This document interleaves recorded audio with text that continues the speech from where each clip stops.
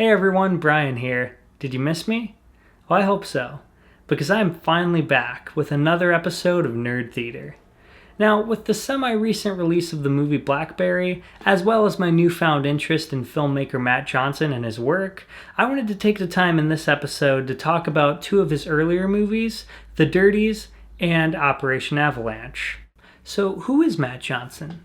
Well, he's a Canadian filmmaker who, fresh out of film school, got his start on a web series called Nirvana the Band the Show, which starred himself and Jay McCarroll, who would go on to be a longtime collaborator with Johnson, composing the musical scores for all of his work. Now, this series in particular starred these two as playing characters who were aspiring musicians who didn't have too much talent or common sense, who in each episode would hatch a plan in hopes of grabbing them some sort of success or publicity, and usually failing in the process. Now, the show was a minor hit, but it wouldn't find a larger audience and major success until years later when it was revived on the CBC. However, before that, Matt Johnson received acclaim in the indie film world with his first feature film debut, The Dirties, and then later on would release Operation Avalanche, which premiered at Sundance Film Festival, which was also met with praise. I'm here to talk about both of these films today, and how well they handle the mockumentary filmmaking style. First up is The Dirties. Now, The Dirties is a bit of a genre blend in the sense that it's kind of a drama while also being a psychological thriller and a very, very dark comedy. The film follows these two high school friends named Matt and Owen who are mercilessly bullied every day in their high school, but they also share a passion for filmmaking. Now, these two make a student project for their film class, their AV class, called The Dirties, also titled The Dirties, and it stars them at playing these two detectives who are in their own high school, and they find out about this local gang named The Dirties, and their mission is to hunt them down and kill them. And of course, these gang members, the Dirties themselves, represent Matt and Owen's bullies. Of course, unfortunately, the film's premiere at their school does not go nearly as well as they intended. It's kind of laughed off, and this kind of stirs some tension in the film. Matt presents the idea to Owen that they should shoot the Dirties movie for real and actually kill their bullies. Owen, of course, laughs it off as a joke, and Matt kinda does too. And that's really what the tension of this movie is. That's what it all rides on, is that idea. Owen is definitely not on board with this plan, whereas Matt, there's a little something going on there. We're not really sure what his intentions in this movie are throughout the course of the story. And that's really where this sense of looming dread comes in. While I mentioned before the movie is very funny, that sense of tension never really goes away. And it's pretty incredible how well this movie is able to balance all of its tones. In an interview, Matt Johnson said the kernel of an idea for this movie was inspired by a Belgian film called Man Bites Dog, which is also a mockumentary about a documentary film crew who follow the day-to-day life and procedures of a serial killer. And so they kind of took that very dark concept with its mockumentary style that really sells this story as, real and kind of unfolding in front of the audience's eyes. So they wanted to take that idea and kind of run with it and do their own thing with that same type of style. So while I did mention before The Dirties is a very disturbing movie, I also can't reiterate enough how funny it can be at times. One of the first things that you'll notice while watching this movie is just how normal everything and everyone seems. There's a believable mundanity here. Everything feels really grounded in this high school setting, and I think that really shines with the use of mockumentary filmmaking. And a movie that kind of reminds me of this one is Gus Van Sant's Elephant. While that movie is shot like a more traditional narrative, it's very similar in the sense that it's about a high school tragedy, but it doesn't play anything up. All the characters feel pretty ordinary. There's nothing extraordinary about them, or the setting, or the story. There's nothing overly dramatic. It's just kind of an observation of high school life. And because of that, it makes movies like that and a movie like The Dirties feel very believable. There's a lot of high school archetypes here that you can definitely place yourself or people you know from high school onto. It's like, oh yeah, I definitely knew that type of person or someone who did this, and the activities they do. It all feels very relatable. And so, of course, when it gets to the end of the movie and the horrific final act occurs, it feels all the more hauntingly believable and applicable to our own real lives. In fact, almost all of The Dirties was shot in a real high school during school hours with real students who were made aware that a movie was being filmed there, but because of how small the crew and cast were, it was just 1 or 2 cameras with a couple of actors in any given scene, the students were not made aware who the actors or who the camera crew were, adding to that sense of realism even more.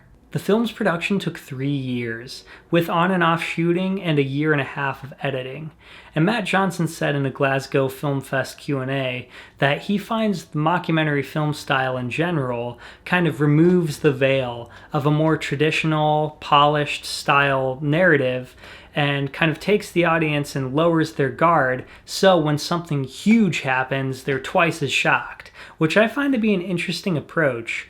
And Matt Johnson also in this Q&A stated that he finds mockumentary filmmaking to be kind of underutilized in cinema, and I definitely have to agree with that. I mean, found footage movies in particular are so often tied to the horror genre, and while there are definitely really good found footage films in horror, there's still so much you can do with found footage. It doesn't have to be just one thing, and I feel like we've really only scratched the surface of what's possible in that style of filmmaking. The movie opens with our 2 main characters, Matt and Owen, 2 high school best friends who are planning to shoot a movie about killing a fictional gang called the Dirties, who obviously represent their real-life high school bullies.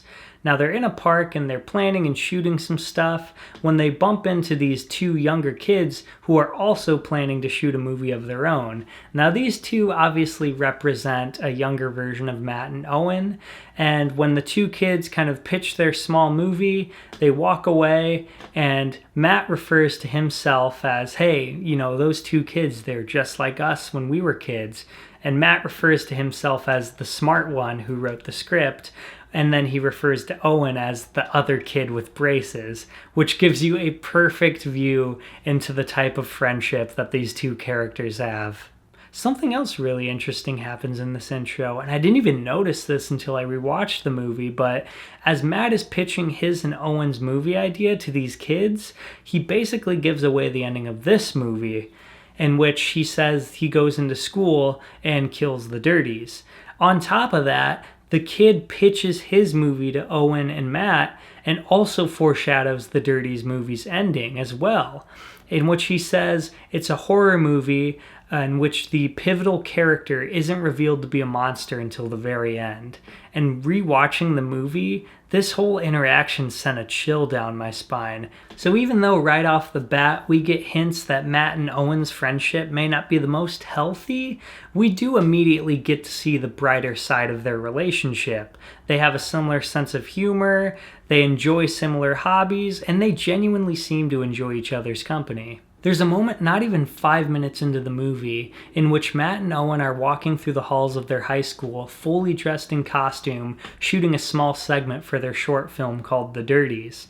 And all of this is interrupted when Matt spots the real bullies in the high school, who of course he refers to as the Dirties. And one of the bullies comes up to Matt, bumps right into him, knocks him back, and he falls on the ground. The bully apologizes and then reaches his hand out to help Matt up. When he pulls Matt up to his feet, he refuses to let go of Matt's hand. And he keeps saying, "Let go of my hand, let go of my hand," antagonizing him. And then he just starts to beat up on Matt. The bullying is messy and it's very realistic. These scenes are pretty hard to watch, but they give you a very good understanding of the type of hatred that's been building up inside of Owen and especially Matt over the years. And again, because of the nature of the movie, the story is able to be very economical. We learn so much about the characters, their obstacles, and their goals within the first 5 minutes of the film. There's an interesting scene not long after the first moment of real bullying we see in the film, where Matt and Owen interview a bunch of students and teachers and staff throughout the school, asking them what they think about bullying and if they have any advice to students who are being bullied. And it's an interesting moment because we get a lot of varied opinions. We get some students and staff members who say, bullying can be an issue, but as long as students know which teachers to go to, then it's a problem that can kind of dissipate. Whereas other people say that teachers aren't really able to do anything because whenever they try to get involved with a fight, they themselves get punched, and so it's kind of an ongoing cycle of violence.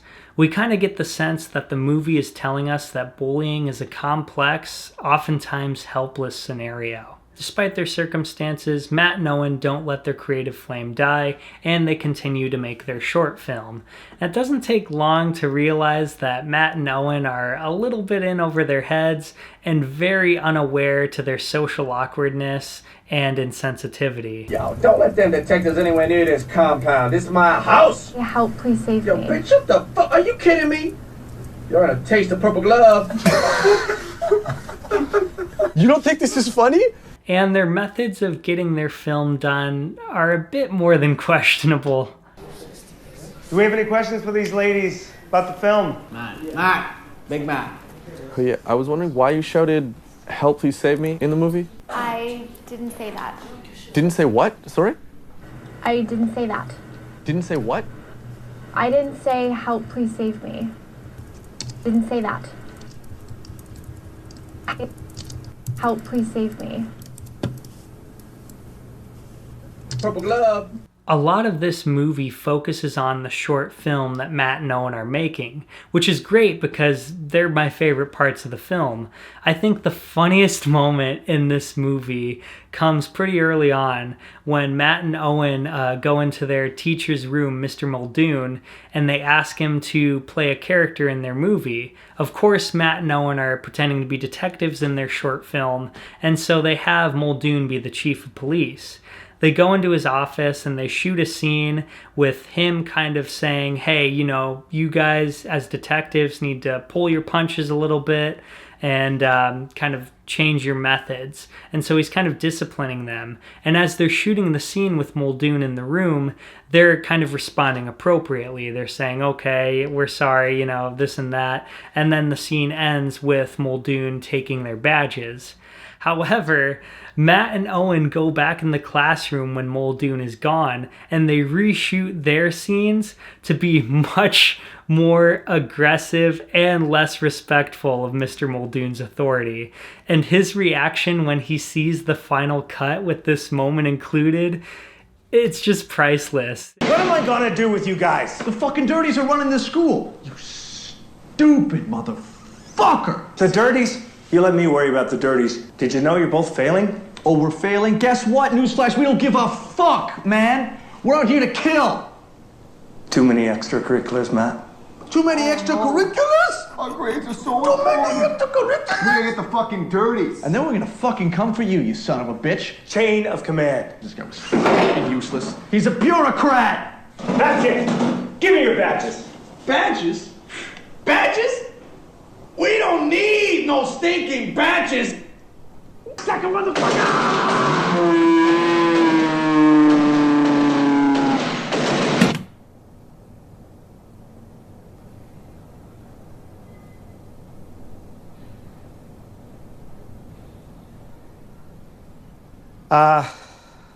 Okay.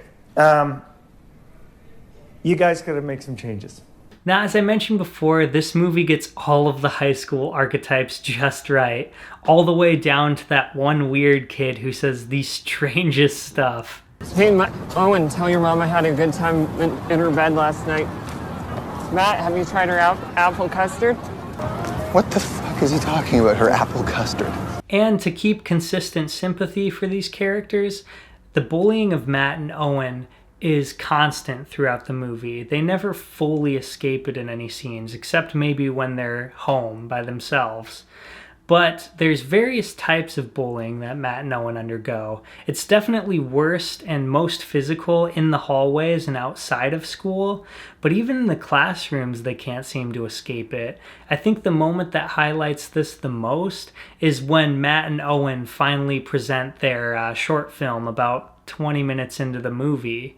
The class laughs through the whole movie, they talk through it, they make fun of it, poke jokes at it, and it completely deflates Matt and Owen's confidence in the piece. And immediately after that, when they're going home after presenting their movie, Owen gets assaulted when a bully throws a rock at his head. The moment where the rock is thrown at Owen is the catalyst event for this movie. We really get a sense of how much Matt actually does care for his friend Owen, because this moment really, really upsets him. And it's when all of that anger finally bubbles up to the surface, and Matt presents Owen with the idea of, hey, what if we shoot the Dirties for real, but this time we actually kill the Dirties? And Matt and Owen, they laugh it off at first, but this is really when the kind of dark tone of the movie starts to creep up. The movie does a really good job of letting us step into Matt's deeply troubled psyche. And while Owen prays that Matt's only joking about this plan that he presented to him, we immediately see Matt start to take those first steps into committing it. There's a really disturbing moment where Matt goes into an office reception and he asks for blueprints of his school. And it's clear what his intentions are here, and the process of getting the blueprints only takes moments. He uses the thinly veiled excuse of, it's for a school project. And yeah, it's moments like this that really send a chill down your spine. The story is so great at keeping you completely on the fence of having sympathy and fear for Matt. You're never really sure how you should feel about this character. And there's a great scene where Matt and Owen are sitting by a campfire, and Matt tells Owen this story of when he was a little kid. He had these sweatpants that he really liked to wear, and he went to an arcade dressed in these sweatpants, and this kid who would later become one of their high school bullies comes up to him and makes fun of his outfit. And Matt says this is the first time he ever remembers being bullied just for being himself. And then he goes on to ask Owen, like, hey, what was the name of that kid who threw that rock at you? And Owen tells him the kid's name. So Matt writes the name down, and then he asks, hey, what's another Dirty's name? And Owen reluctantly tells him, and then Matt writes that name down. On one hand, we have pity for Matt and Owen in their helpless situation that they're trapped in, and we do see how much these two friends care about each other. But on the other hand, it's so obvious that Matt is making a hit list of students, which is horrifying. And I think this scene here encapsulates the conflict throughout this entire movie so well. Of course, Matt and Owen aren't all bad. A lot of their more innocent schemes are really fun to watch. Like, there's one moment in particular where there's a character named Chrissy who Owen has a very apparent crush on, and seemingly has for a long time since grade school. And so Matt hatches this plan where he has Chrissy call Owen to get help with some algebra homework or something like that. And when she calls, Matt starts up a movie in which there's a scene lined up where a character's at a party. So it makes Owen sound like he's at a big party to make him seem cool. And then he says, okay, hold on, I'm going to go outside where it's more quiet. Then Matt pauses the movie and then turns on a radio that's playing ambient night sounds to just kind of help sell it better, which is ridiculous and goofy. But the plan works, and it's really fun to watch that whole thing kind of play out. It's not soon after this that Owen tags along with Matt on a weekend getaway to his cousin's cottage, where the three of them shoot firearms at an unofficial shooting range. This is just another small step towards the inevitable finale of the movie. It's also here where we get a really interesting scene that kind of further explores the complexities of Matt and Owen's relationship. So after the firing of guns, it's pretty much what they do all weekend from what it seems like in the movie. There is, however, also a party not far from Matt's cousin's cottage, and the three of them all attend it. And it's this big old bonfire with about 20 people around, and Matt and Owen talk to this one woman who's at the party there. And of course, the whole thing going on with Chrissy, who's the girl I mentioned before who Owen has a huge crush on, that's kind of a subplot that's still kind of going on in the background, and it does have greater relevance later on in the movie, but it's kind of like touched on a little bit more in this scene where Owen presents his idea of getting with Chrissy, his next big step on like making move on Chrissy, to this woman. And she likes Owen's idea much, much better than Matt's idea. Matt's idea is a little convoluted and overly complicated and just kind of could come off as a bit weird. So she sides with Owen on this. But when it comes down to it, when we go back to the high school with Matt and Owen, we see them proceeding to go along with Matt's idea, which is kind of further proof that Matt is kind of the controlling one of the two's friendship. Surprisingly enough, though, this plan that Matt devised actually works. To give a brief rundown of it, I guess, Matt and Owen bake a cake in Matt's house, and they frost it up, they get it all dolled up, they bring it to school the next day, and then Owen runs it over to Chrissy's lunch table where she and her friends are sitting, and he pretends that he stole it from the home ec class to look like a badass. And it works. It surprisingly works. She kind of finds it slightly endearing, if not a little bit odd, but she sees it as a nice gesture, and so it brings Owen and Chrissy closer together. So Matt's plan did end up working, even if it wasn't exactly what Owen had in mind. However, as Chrissy and Owen get closer, the wedge between Matt and Owen that was already starting to form just grows wider and wider and wider, and the two start to get a little distant as the movie progresses. Not to mention, as Matt and Owen continue to shoot their director's cut of the Dirties, it becomes more and more apparent that Matt has been hiding the more ominous aspects of the project from Owen, and it seems that he's pretty dead set on killing the Dirties for real. A bunch of really creepy stuff that, for good reason, scares Owen a lot, and this only causes the rift in their friendship to grow even wider. And to pull something from the beginning of this video that I mentioned, Jay McCarroll's actually in this movie. It was pretty cool to see him here. So, for a little context, Owen wants to impress Chrissy, and so he wants to get better at playing his guitar. So he brings it into his music class at high school, and the class happens to be taught by Jay McCarroll. But to bring things back to Matt and Owen, the two's relationship hasn't completely shattered yet. Owen's a good enough friend that he's able to come to Matt open and honestly and just try to get him to pull the plug on the entire Dirties operation as a whole. But this only makes Matt mad, and he starts to resort to insulting his friend Owen, who he is as a person, his fondness over Chrissy. He just kind of tears him apart, and this causes a huge breakout fight between the two friends, in which Owen says that Matt has psychological and social issues, and that's why he's his only friend. And this is a fight that is so big that it just completely pushes the two apart, and it's an argument that they never really recover from. Defeated, Matt takes down all of his movie posters and all of his nerd decor from his room, and he sits in the empty room in silence. And then we cut to Matt loading a bunch of artillery that he probably got from his cousin into a duffel bag.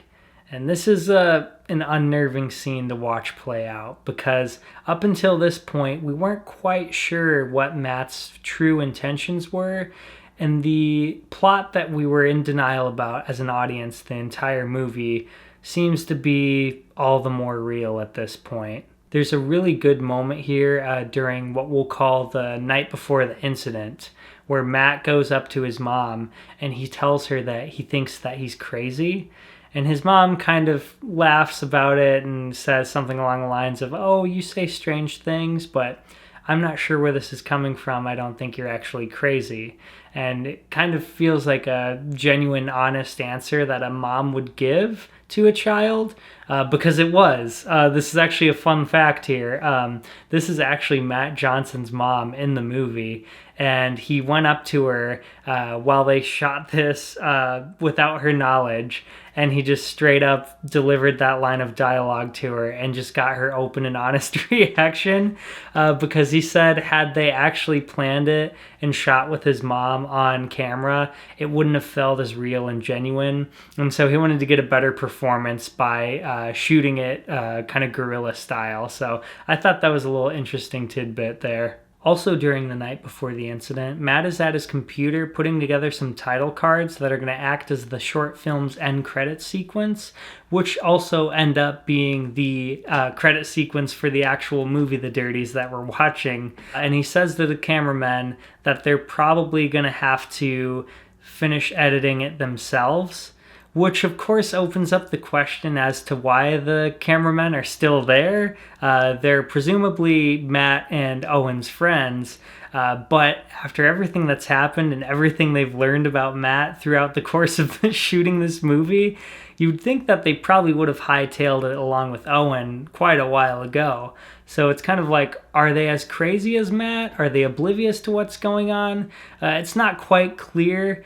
But the movie is so compelling that you don't really care, and I didn't even really notice it up until this point. It's kind of funny that it happens, but there's been much weaker reasons why the cameras have continued rolling during found footage and mockumentary movies, so it ultimately doesn't really matter. It was just kind of a funny little thing I noticed around the second watch. As Matt does some last-minute touch-ups to the short film's edit, he receives a call from Owen, but he screens it. And this moment to me is really sad, because even at the biggest breaking point of the friendship between these two, you see that Owen still does genuinely care for Matt and is trying to reach out to him, but Matt denies him, and that ends up being a grave error on Matt's part for sure, because the morning of the incident, we have the camera crew following Matt into the school. He's let into school early, and he studies the blueprints and the map he's made of the school one last time, and then he waits. The tension throughout the entire movie is palpable, but the second that Matt gets let into the school, a chill went down my spine. I mean, the last 10 minutes of this movie are just haunting. Gone are the neurotic interactions, the goofy jokes, and the fun music. All we're left with is the silent acceptance of what we're about to watch. So classes haven't even started yet. The majority of the student body isn't even in the building. So Matt's just kind of walking around the empty halls, setting up GoPro cameras on walls and lockers to get good shots. And it's this sequence in particular that really upset me. It felt like an eternity to watch because it's so gut-wrenching. There's no music. We're just silently watching Matt get prepared for the atrocity that he's about to commit.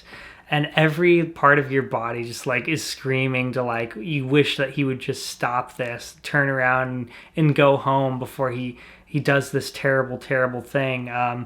But it's the inevitable ending that the movie's been building up to. And it's a really upsetting sequence. It's the kind of scene that you don't even breathe while you're first watching it. So school starts up, the student body gets there, Matt knows exactly where the main bullies' lockers are, and so he approaches them, they kind of turn to face him. Matt grabs one of the bullies' hands and he shoots him point blank. It holds the bully's hand as he's kind of falling to the ground, and he uses his, let go of my hand, dude, line back on him, shoots him again. All the students scatter, and he shoots the other bully who's wearing sweatpants, and he throws back the sweatpants are out line on him that he used on him back when he was a kid. And obviously the entire student body is mortified and they're running everywhere. And Matt tries to calm them down by saying that he's only there for the bad guys. And he even has a shirt that says, "I'm only here for the bad guys."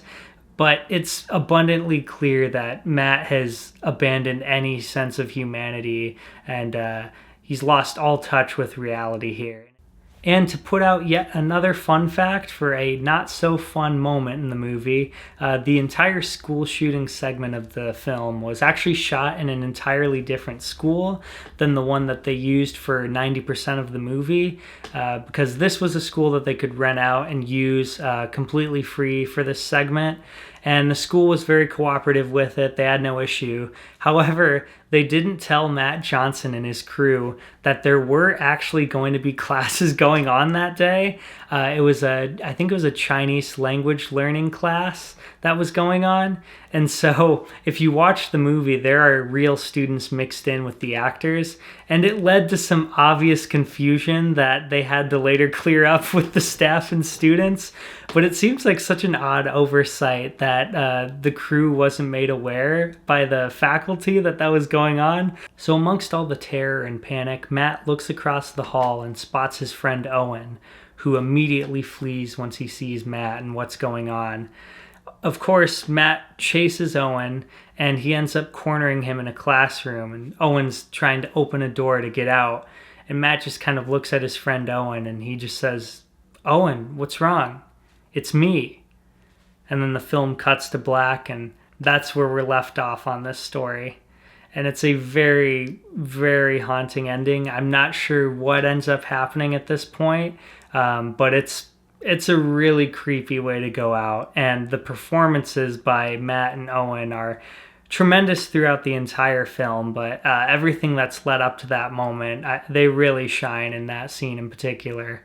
And so, yeah, that is the Dirties. All we have left is the credits sequence, which is actually really cool, honestly. We kind of get a little glimpse of it, as I mentioned before, the night prior to the actual shooting was when Matt was putting together the credit sequence. And it's the actual credits for this movie, The Dirties. And it's really neat how they do it, because it's the Dirties title, but it's through the font of various movies that Matt is presumably a huge fan of, like Lost in Translation's title sequences there, Halloween, The Goonies, a bunch of stuff. There's various other titles, and it fits this movie pretty well for kind of the view into the mind of a deranged movie buff. The credit sequence is fittingly accompanied by the song Don't Tell Me by the Tigs. Honestly, all the music in this movie is really solid. There's a couple artists that I personally like used in this movie, including Lissy and Best Coast, to name a couple, but the entire soundtrack is really, really good and very memorable. In fact, it's kind of funny because Matt Johnson said during an interview that this movie was shot for so little money, so much so that 90% of the movie's budget was actually used for music licensing. So I thought that was kind of interesting. So yeah, that was The Dirties. It's a very disturbing, complex, sometimes surprisingly funny movie that will not leave your mind a long time after you've seen it. It's kind of a roller coaster of emotions that it takes you through as you're watching it, but I found this movie to be very, very memorable and a really impactful feature debut for Matt Johnson. But the biggest standout of this movie by far is its story. They're able to do so much here. There's an entire world around this hour and a half of a movie. We get the sense that Matt and Owen have known each other for so long. The movie's message says quite a lot while still staying pretty morally gray. It's not simply just an anti-bullying film so much as it is a combination of that, the importance of mental health, and then kind of the uprising of violence amongst younger generations. It's an all-around cautionary tale about the dangers of self-isolation and detaching yourself from reality. Matt is a pretty typical high school student who, if you placed in high schools all around, he wouldn't really feel out of the blue. So there's nothing really larger than life about his character. And if you top all of that with the unfortunate real-life inspiration for this movie and its climax, The Dirties sadly hits very close to home.